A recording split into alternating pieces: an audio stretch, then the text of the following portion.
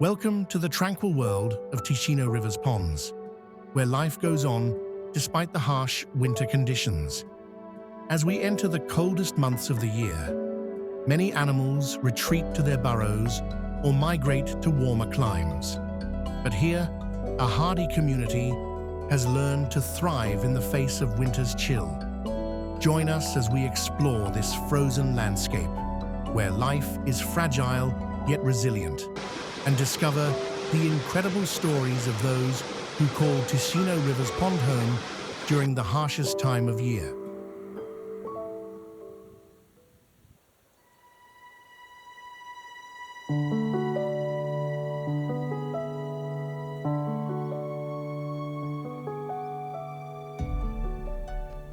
We're standing on the shores of Ticino River in northern Italy, where the temperature is already well below freezing at this time of year. It's around -5 degrees Celsius, with winds gusting up to 10 kilometers per hour.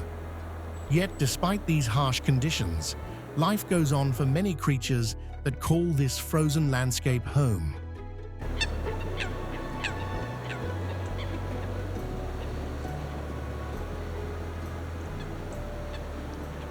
One of the most iconic winter visitors to our pond are the majestic swans. These elegant birds have made their way from warmer climates in search of food, but they're not just here for a quick stopover. They'll spend weeks or even months on this frozen landscape, feeding on aquatic plants and insects that remain accessible beneath the ice.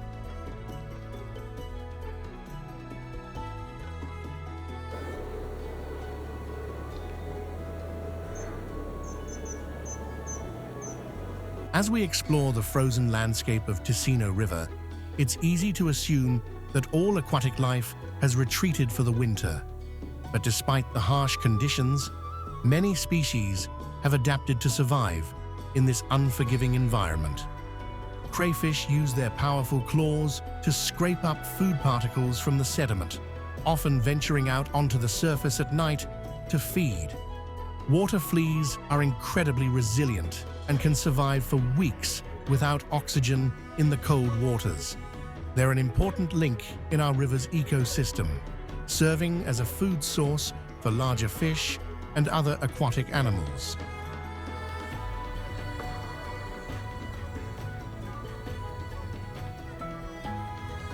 Nutria are semi-aquatic creatures found in freshwater marshes and wetlands around the world.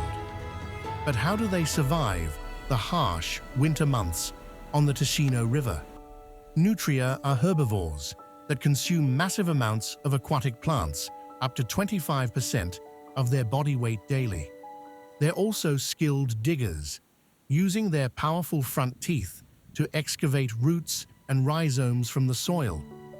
And when food is scarce, they'll even forage during the day.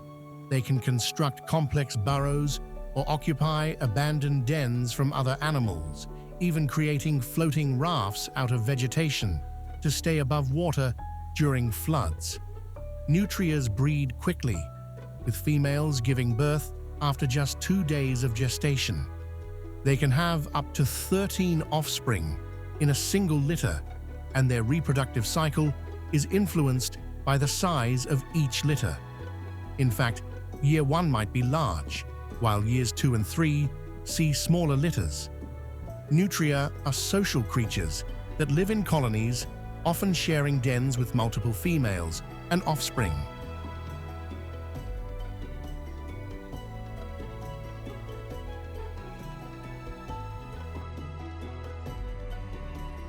Common kestrels are diurnal birds, meaning they're active during the day and can be found in open habitats like fields, heaths, shrubland, and marshlands. They love to hover above the ground, at heights of 10 to 20 meters, scanning for prey with their incredible eyesight. Common kestrels use short, steep dives to catch their prey. Unlike peregrine falcons, which rely on longer, higher dives to reach top speed, the common kestrel uses its agility and quick reflexes to snatch up small mammals like voles, shrews, and mice. Smaller bird species like coots are also taking advantage of the pond's remaining open areas. They dart back and forth across the water, searching for any signs of life amidst the frozen expanse. These tiny creatures may be small in size, but they're incredibly resilient, with some species able to survive temperatures as low as -20 degrees Celsius. Coots are particularly well adapted to this environment, using their webbed feet and streamlined bodies to propel themselves through the water. They're also expert foragers, feeding on aquatic plants and small invertebrates that remain active even under the snow. Coots have developed unique strategies to cope with this unforgiving environment. From the majestic swan's ability to fly long distances in search of food, to the coot's remarkable adaptability on land and water, each species has evolved its own special way of surviving or even thriving during these harsh winter months.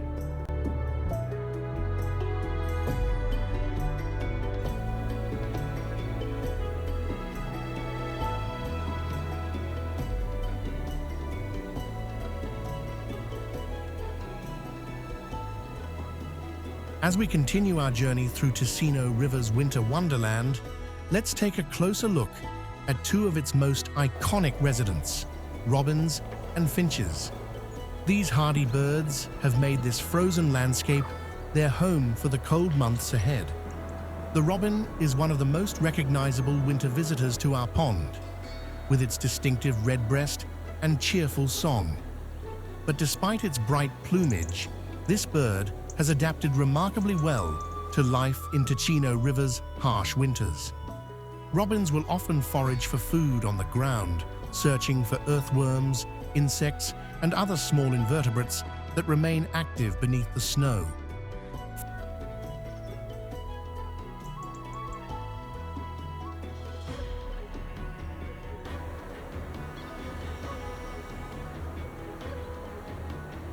Finches are another common sight during winter months, with species like the goldfinch and chaffinch visiting our pond in search of seeds and berries. These tiny birds have developed specialized beaks and tongues to extract food from tight spaces, allowing them to survive on a diet that's often limited by snow cover. One of the key strategies these birds use is caching, storing food in hidden spots around their territory. This allows them to retrieve it later when other resources are scarce during the winter months. It's an impressive example of how these birds have adapted to this environment, using memory and problem-solving skills to survive.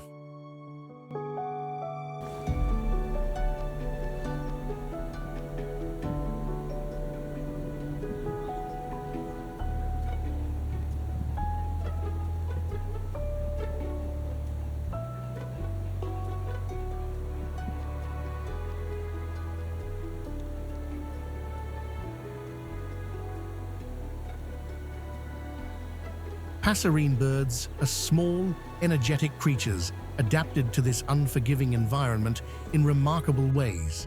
One of the first signs of life on our frozen landscape is the arrival of sparrow species like house sparrows and tree sparrows.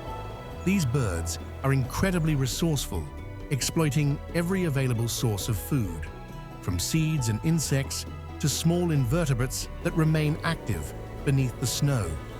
Finch species, like goldfinches and brambling, have also made this pond their winter home. These birds are expert seed eaters, using their strong beaks to dig into frozen soil and uncover hidden treasures, seeds that remain viable even under the snow.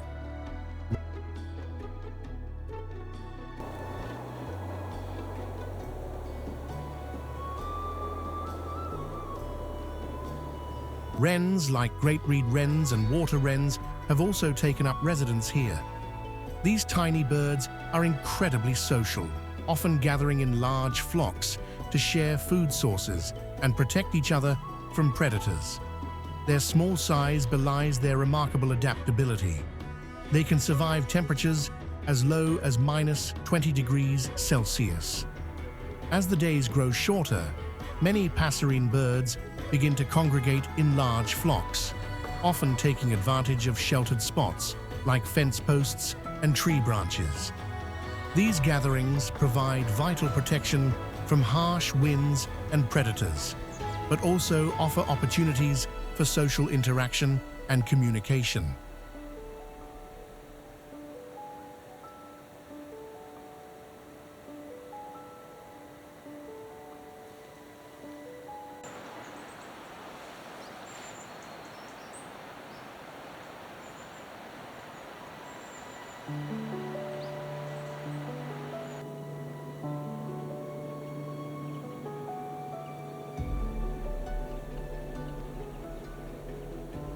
As we explore Ticino River during the harsh winter months, one of the most common visitors is the mallard.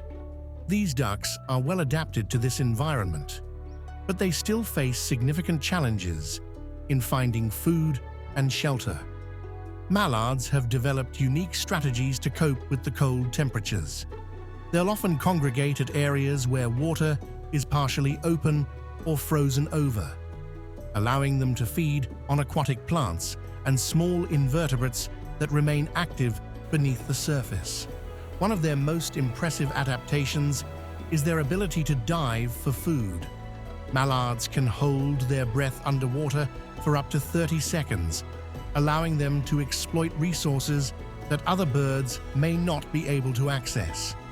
This skill is crucial during winter months when food sources are scarce.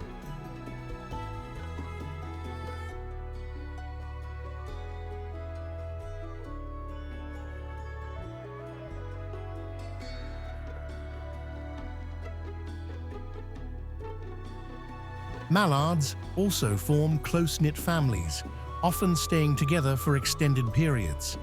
They'll share body heat and take turns incubating eggs or caring for their young, ensuring the survival of their brood in this harsh environment. Male mallards also play an important role in protecting their territory from other males during mating season. They'll engage in loud calls and aggressive displays to establish dominance, often using their brightly colored feathers as a visual signal to rivals.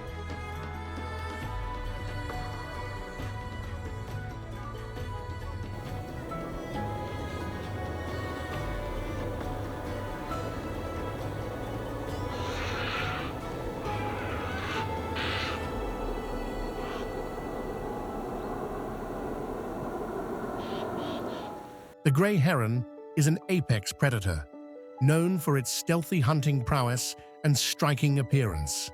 Standing tall at up to 3 feet high, with adults weighing between 2 to 4 pounds, the gray heron exudes power and elegance. Its distinctive white head and neck are adorned by a broad black stripe that extends from the eye to the slender, dangling crest on top of its head. The body and wings above are a sleek gray, while the underparts display a subtle mix of grayish-white hues with hints of black on their flanks. One of the most fascinating aspects of gray heron behavior is their unique hunting style. They can stand motionless in shallow waters or on rocks and sandbanks, waiting for prey to come within striking distance. Alternatively, they move slowly and stealthily through the wetlands with a curved neck, making them nearly invisible as they stalk their unsuspecting victims.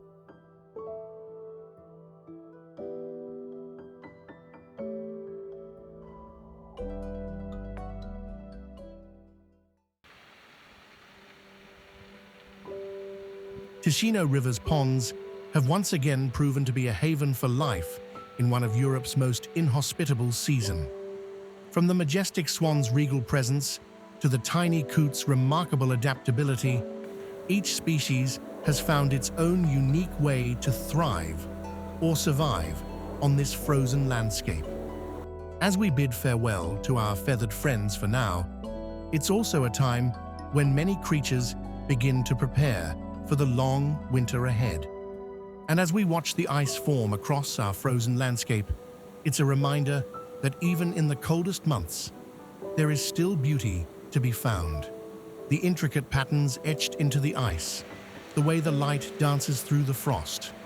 All these are testaments to nature's incredible resilience and creativity.